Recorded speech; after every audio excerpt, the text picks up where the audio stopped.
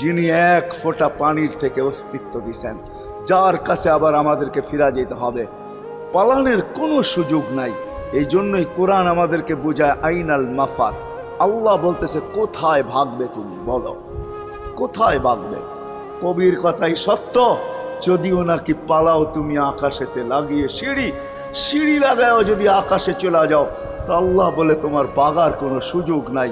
কেননা ইল্লা বিসুলতান, ওইখানেও আমার রাজত্ব, এইখানেও আমার রাজত্ব, ডাইনো আমার রাজত্ব, বামে আগে পিছে উপরে নিচে সর্বত্র আমার রাজত্ব। আমার রাজত্বের বাহিরে যাওয়ার ক্ষমতা তোমাদের নাই। দ্বিতীয় কথা এটো, আইনা আনা মাআকুম আইনা মা কুনতুম, যেখানে যাবে ওইখানে আমি সঙ্গে থাকব, আমাকে দূর করতে পারবে না। যদি করো তাহলে তুমি থাকবে না, তোমার অস্তিত্বই থাকবে না।